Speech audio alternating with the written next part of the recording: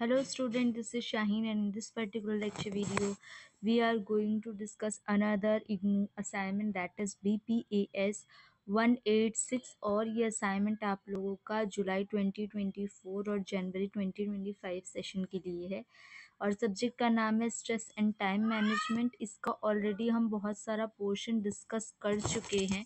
Assignment third रह गया है जिसके अंदर हम लोग डिस्कस करेंगे।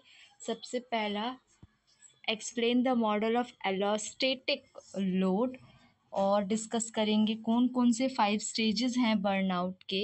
नेक्स्ट इज वर्क ओरिएंटेशन से क्या फ़र्क पड़ता है एम्प्लॉय को, क्या फ़ायदे होते हैं स्ट्रेस ऑडिट के। And the last one is benefit बताने हैं, फीचर्स बताने हैं आपके ई ऑफिस के। इनको हम डिस्कस करेंगे वन बाय वन।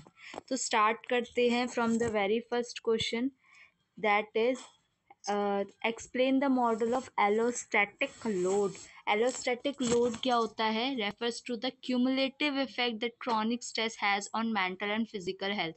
मतलब जब बहुत ज़्यादा लोड एक साथ एक इंसान के ऊपर पड़ता है जिसकी वजह से उसकी बॉडी के ऊपर या उसका मेंटली जो फ़र्क पड़ता है उसको हम कहते हैं एलोस्टैटिक load.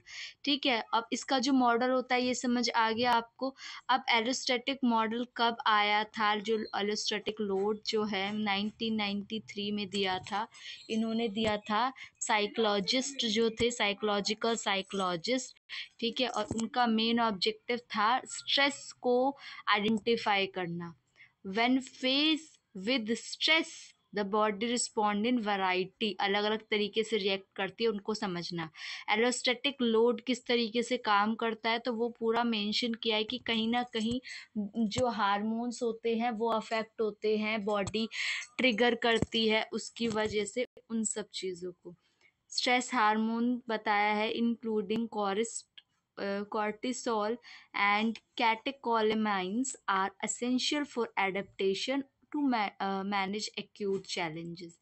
Next one is burnout के 5 स्टेजेस कौन से होते हैं? तो बर्नआउट एक ऐसी सिचुएशन होती है जहाँ पे एग्जॉशन हो जाता है और एक इंसान इसके बाद स्ट्रेस लेने के लायक नहीं रहता। वो कहता है कि नहीं, अब बहुत ज़्यादा मेंटली प्रेशर मैं ले चुका हूँ। तो सबसे पहले इसमें एक्साइटमेंट आती है, एक्साइटमेंट वाली पोजीशन आती है। देन रीडायरेक्टिंग कॉन्फ्लिक्ट आता है।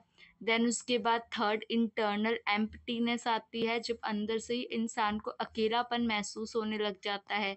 एंड देन फिर डिप्रेशन आता है जहाँ पे बहुत लोगों के साथ होने पे भी आपको अकेला फील होता है, डिप्रेस्ड फील होता है। Next one is collapse mental और फिजिकल, मतलब पूरी तरीके से जब आप दिमाग काम करना बंद कर जाता है और मेंटल ब्रेकडाउन हो जाता है, जिसकी वजह से कभी कभी हेलोसिनेशन जैसी चीज़ें आपको सुनने में मिलती है या पैनिक अटैक वगैरह होता है। Next one is at work orientation, कैसे फ़र्क पड़ता है? तो रिसर्चर के हिसाब से जो नए एम्प्लॉय होते हैं उनका ओरिएंटेशन होता है और वो कहीं ना कहीं हेल्प करता है उनकी जॉब परफॉर्मेंस को इफ़ेक्टिव बनाने में। तो कई सारी स्टडी के द्वारा ये पता किया है। फर्स्ट स्टडी के अंदर self managing context, flexible role, इन सब के बारे में बताया है। सेकंड स्टडी के अंदर बताया है flexible role orientation predicted job performance. ठीक है, उसके बाद कलेक्टिवली इन्होंने एक कंक्लूजन पे आए कि ये मोर फ्लेक्सिबल होता है, अनएक्सप्लोर्ड होता है।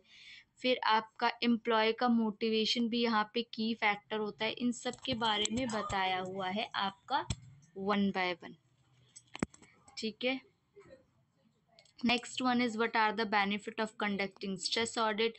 तो आपको ये तो अच्छे से पता होगा, बिना स्ट्रेस के कुछ भी पॉसिबल नहीं है। स्ट्रेस हर एक चीज़ में होता है, चाहे आप आगे जाके सक्सेस हासिल करो, चाहे आपको फेलियर मिले। स्ट्रेस क्यों क्यों होता है? क्योंकि आपको डिसअपॉइंटमेंट होती है, जितना आपने एक्सपेक्टेशन लगाई होती है उतना आपको रिजल्ट नहीं मिल पाता। और स्ट्रेस जो होता है वो थ्रेटनिंग सिचुएशन हो जाता है जहाँ पे ये आपकी लाइफ से रिलेटेड बहुत ज़्यादा इंक्लूडेड हो जाता है। वेट, यहाँ पे थे हम। ठीक है, ये सब चीज़ें हम पढ़ रहे थे। Manifestation of stress very enormously among individual, for instance adolescence, new parent, उनके लिए भी ये मुश्किल हो जाता है। तो ये सब आप मेंशन करोगे हाई बर्डन स्ट्रेस के बारे में। The 10th one is highlight the benefit and features of e office. E office के बारे में हाईलाइट करना है। The e office aim to support governance by ushering is more effective and transparent inter and intra-government responsive effect and transparent working of all government office। और इसके फायदे क्या क्या हैं? तो इससे आपकी ट्रांसपेरेंसी, पारदर्शिता बढ़ती है। आप समझ पाते हो कि हाँ एक्चुअल में ऑफिस में, गवर्नमेंट ऑफिस में हो क्या रहा है। प्रोडक्टिव होते हैं, ठीक है। और अगर फीचर की बात करूँ ये ऑफिस की, तो tour approval, work flow status, online settlement, leave application, leave approval, leave balance and leave history, reduce workload of administrative staff, इन सब चीज़ों के बारे में आपका बताया हुआ है। तो that is all about this lecture. अब हम लोग नेक्स्ट लेक्चर वीडियो में मिलेंगे जिसमें नया असाइनमेंट डिस्कस करेंगे। तब तक आप चैनल को सब्सक्राइब करो, शेयर करो video as more as possible. Thank you for watching and be happy students.